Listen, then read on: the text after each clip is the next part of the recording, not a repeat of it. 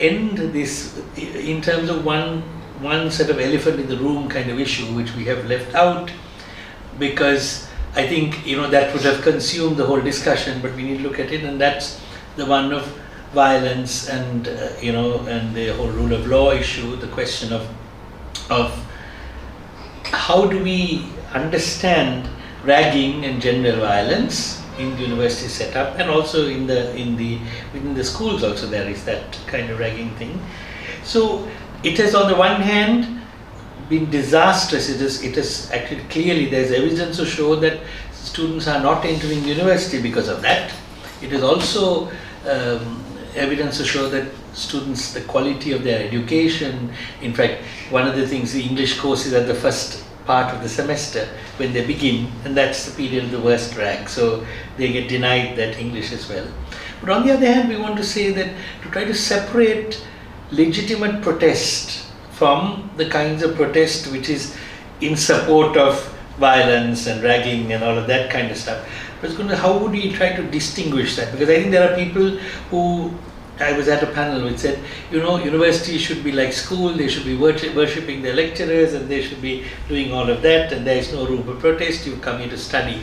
I think we're not in that position, the right to protest, the right as citizens, active citizens, but how do we separate that from this gratuitous, Yeah, I think it's because we've arrived at the kind of place where, because of this serious issues of the quality of education, as I said, except the ones who really survived, the Dandidang kids who do brilliantly, if you take the mainstream, because of those issues and the inferior quality of education and the political interference and pressures, we have created an ethos where power and abuse of power everybody is comfortable with.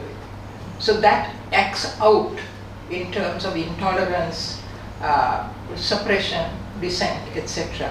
And so you can't, in my view, de-link ragging, violence in universities from that ethos of lack of respect for diversity, lack of respect for viewpoint difference, all those goals that we associate with education. These people haven't had that, and unless they've got it in the home, where you can have a set of values, they come with this idea of power, abuse power, get into that situation. So it's a whole ethos, and that's acted out through the whole union process also.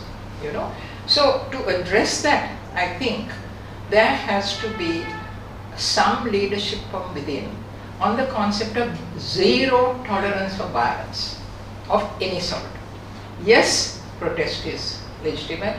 Yes, dissent is legitimate, but you don't shout at your colleagues in the boardroom. You don't scream at them. You don't bring them down. You have a discourse. Because that is our cultural ethos. If you look at what is said in the Milinda Prashna, that's the difference. It says, when you're an academic, when you're an educated person, you talk, you disagree, and you part as friends. But if you're a king, you say, off with your head. The problem is we have transferred that ethos of repression to our educational institutions. And hence, imagine the way the children fall at their feet of the teacher. And also, even in universities, why even do people who are in top places of administrative in universities call students children? Daru. Why? They're not children. They're adults.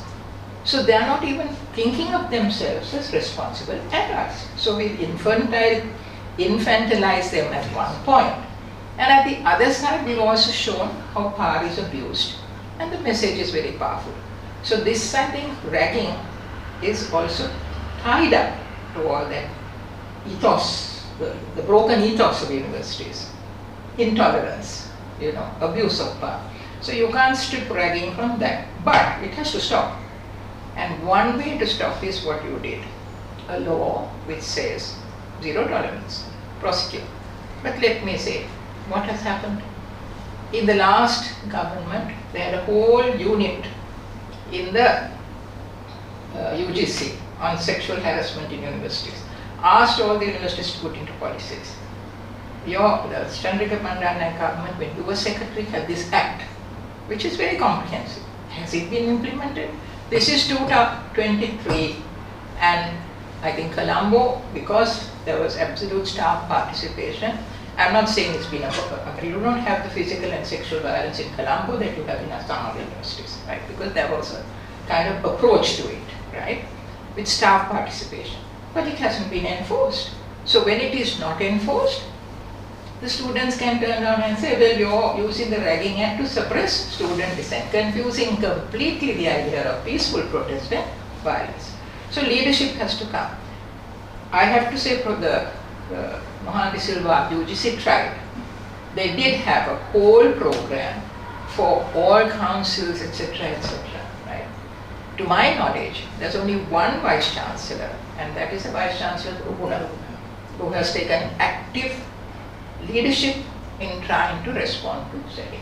So if you don't have political will from within institutions, then you can't address it. So because it's connected with the ethos, and we understand the causes, but to stop it, you have to have a zero tolerance policy. And then because he's the single one, he's been demonized by the others. I see, I see. So that is sad. So that I think is also part of the Ministry of Justice. In fact, at that seminar, one of the people who came from the Attorney General's Department did say, we didn't know you were having these cases of violence. You tell us. So why not have a unit in the Attorney General's Department to address violence in universities? That will make vice chancellors and professors and deans sit up. You see, so we have to have that policy, and it's not there as of now.